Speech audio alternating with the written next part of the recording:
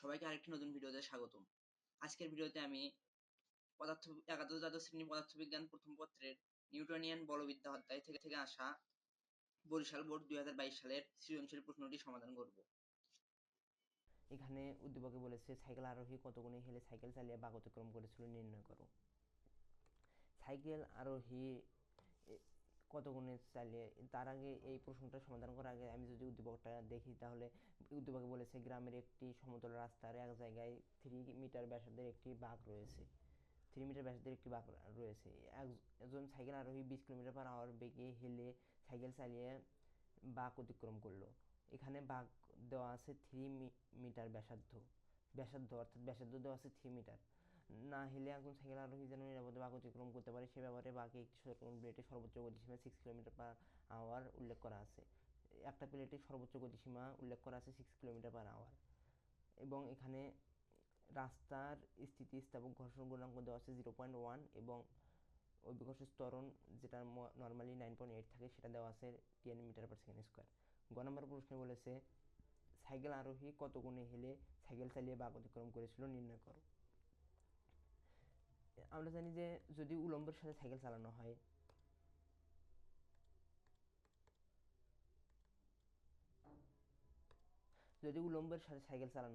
সেক্ষেত্রে উলম্বের সাথে যদি থিটা কোণে সাইকেল চালায়, তাহলে তখন সাইকেল আরোহী যে বাঁক নেবে সেই বাঁক তখন হবে ট্যান থিটা। এই ট্যান থিটা সমান লেখা যাবে v²/rg। এখান থেকে আমরা থিটার মান বের করব। এই থিটার মানটাই মূলত সাইকেল আরোহী কত গুণে সাইকেল চালিয়ে বাঁক অতিক্রম করেছিল সেই মান, অর্থাৎ থিটাটাই কত গুণে হেলে সাইকেল অতিক্রম করেছিল, সাইকেল চালাইছিল সেইটির মান। এখানে থিটার মান নির্ণয় করার জন্য আমরা থিটাটাকে এখানে রাখলাম, ট্যান ওই পাশে পার করে দিলাম, ইনভার্স হয়ে গেল v²/rg। ভি হচ্ছে এখানে বেগ ভি দেওয়া আছে এই যে 20 কিলোমিটার/আওয়ার। 20 কিলোমিটার/আওয়ার দেওয়া আছে। এই 20 কিলোমিটার/আওয়ারকে যদি মিটার/সেকেন্ড করি, তাহলে 20কে কিলোমিটার আছে মিটার করতে হলে 1000 দ্বারা ভাগ করতে হবে, এবং ঘন্টা আছে ঘন্টাকে সেকেন্ডে করতে হলে 3600 দ্বারা ভাগ করে দিতে হবে, কেননা 60 মিনিটে 1 ঘন্টায় 60 সেকেন্ডে 1 মিনিট। এখানে ক্যালকুলেশন করলে এটা আসবে 5.56 মিটার/সেকেন্ড। এই 5.56 মিটার/সেকেন্ড আসবে। এবং এখানে যে আর, সে আর এর মানটা কিন্তু দেওয়া আছে। এই যে ব্যাসার্ধ দেওয়া আছে 3 মিটার ব্যাসার্ধ আর সমান দেওয়া আছে 3 মিটার। ব্যাসার্ধ আর 3 মিটার দেওয়া আছে, এবং অভিকর্ষজ ত্বরণ যেটা আমরা মূলত সব ক্ষেত্রে জানি 9.8 ব্যবহার করা হয়। সব জায়গাতে আমরা 9.8 ব্যবহার করি, কিন্তু এখানে 9.8 ব্যবহার করলে ভুল হবে, কারণ এখানে অভিকর্ষজ ত্বরণের একটা নির্দিষ্ট করে মান দেওয়া আছে। এটা মূলত খুব কম ক্ষেত্রে দেওয়া থাকে, তো আমরা এই মানটাই ব্যবহার করব। অভিকর্ষজ ত্বরণ এখানে যেহেতু আমরা সাইকেল চালিয়ে বাঁক অতিক্রমের কথা চিন্তা করছি, সেক্ষেত্রে আমরা মূলত এখানে ট্যান থিটার মান থেকে থিটার মানটা নির্ণয় করব, অর্থাৎ রাস্তার যে ব্যাংকিং কোণ যত কোণে হেলিয়ে বাঁকটা অতিক্রম করা যায় সেটা নির্ণয় করব। তাই আমরা এই অভিকর্ষ স্তরণটা ধরবো না, যে অভিকর্ষ স্তরণ মূলত থাকে সেই অভিকর্ষ স্তরণটাই ধরবো। এখানে অভিকর্ষ স্তরণ 9.8 আমরা ধরবো, যেটা উদ্দীপকে দেওয়া আছে সেটা ধরবো না, সেটা ঘ নাম্বারের ক্ষেত্রে কাজে লাগবে। এখন এটাকে যদি আমরা ট্যান ইনভার্স 1 করি, ট্যান ইনভার্স 1 ভি দেওয়া আছে 5.56, যেটা আমরা বের করলাম, তার উপর স্কোয়ার ডিভাইডেড আর এই যে দেওয়া ছিল ব্যাসার্ধ 3 মিটার, ব্যাসার্ধ ইন্টু জি 9.8 ধরে করতে হবে এখানে। এখন এটাকে যদি ক্যালকুলেশন করি, তাহলে এটা আসবে 46.43 ডিগ্রি। এই অর্থাৎ এটা উলম্বের সাথে 46.43 ডিগ্রি কোণ উৎপন্ন করেছে। এখান থেকে আমরা বলতে পারি সাইকেল আরোহী উলম্বের সাথে 46.43 ডিগ্রি কোণে হেলে সাইকেল চালালে সাইকেল চালিয়ে বাঁকটা অতিক্রম করেছিল। ঘ নম্বর প্রশ্ন বলেছে সতর্কীকরণ প্লেটে উল্লেখিত গতিসীমার যথার্থতা যাচাই করো। সতর্কীকরণ প্লেটে উল্লেখিত গতিসীমার যে গতিসীমার যে যথার্থতা সেটা যাচাই করতে বলেছে। সতর্কীকরণ প্লেটে সর্বোচ্চ গতিসীমা 6 কিলোমিটার/আওয়ার উল্লেখ করা আছে, অর্থাৎ সর্বোচ্চ গতিসীমা 6 কিলোমিটার/আওয়ার এটা উল্লেখ করা আছে। এখান থেকে আমরা এই 6 কিলোমিটার/আওয়ার গতিসীমা যেটা সতর্কীকরণ প্লেটে উল্লেখ করা আছে এটা ঠিক আছে কিনা এটা আমরা এটার যথার্থতা যাচাই করব। তো আমরা যদি সর্বোচ্চ গতিসীমার কথা চিন্তা করি, বিবেচনা করি, অর্থাৎ কারণ এখানে যে সর্বোচ্চ গতিসীমা কথাই বলেছে, এখানে বলেছে সর্বোচ্চ গতিসীমা, তাই আমরা যদি সর্বোচ্চ গতিসীমার কথাই আমলে নেই, সর্বোচ্চ গতিসীমার কথাই চিন্তা করি, তাহলে সর্বোচ্চ গতিসীমার কথা বিবেচনা করলে যে ঘর্ষণ বল, সেই ঘর্ষণ বল, রাস্তায় যে ঘর্ষণ বলটা থাকে, রাস্তায় যখন কোনো গাড়ি অতিক্রম করে, সেক্ষেত্রে তো সেই গাড়ির সাথে রাস্তার একটা ঘর্ষণ বল থাকে, ওই গাড়ির চাকার সাথে রাস্তার একটা ঘর্ষণ বল হয়। এই ঘর্ষণ বল সমান হবে, যদি সর্বোচ্চ গতিসীমার কথা চিন্তা করি, তাহলে এই এটা সমান হবে গাড়ির যে কেন্দ্রবিমুখী বল, সেই কেন্দ্রবিমুখী বলের সমান, গাড়ির কেন্দ্রবিমুখী বল।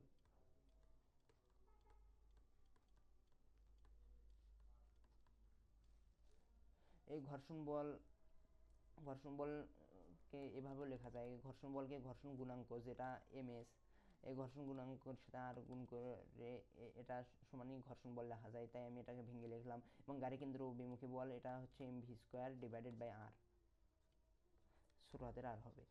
এখানে আর দ্বারা ব্যাসার্ধ বোঝাচ্ছে, m দ্বারা ভর বোঝাচ্ছে, v দ্বারা বেগ বোঝাচ্ছে। ঘর্ষণ গুণাঙ্ক যেটা আছে ms, এটা এরকমই রেখে দিলাম। এই ঘর্ষণ গুণাঙ্ক আর কে যদি আবার ভাঙায় লিখি, আর সমান mg লেখা যায়। এখানে mv² ডিভাইডেড আর থাকতেছে, এই m কাটা গেল, তাহলে এখানে থাকতেছে, এখান থেকে আমরা মূলত সর্বোচ্চ গতিসীমায় যে আমাদের সর্বোচ্চ নিরাপদ যদি এই এই রাস্তার বাঁকটা পার হতে হয়, সেক্ষেত্রে সর্বোচ্চ কত বেগে এই সাইকেলটিকে চালাতে হতো সেটা বের করব। তো আমরা এখান থেকে বেগটা বের করব, এই বেগ ভির মানটা বের করব, কেননা ভির মানটা বের করলে আমরা বুঝতে পারবো যে এই বেগটা পার হতে চাইলে সর্বোচ্চ কত গতিসীমায় এই রাস্তার বাঁকটিকে পার হতে হবে। তো ভির মানটা যেহেতু বের করবো, আর গুণ করে দিচ্ছি, v² সমান ms ইন্টু আর, বা এখানে একটা জি আছে, ms এর সাথে জি আছে, ভি সমান √ওভার, এম হচ্ছে ভর, ভর এখানে উদ্দীপকে দেওয়া আছে, এখানে উদ্দীপকে ভর দেওয়া আছে,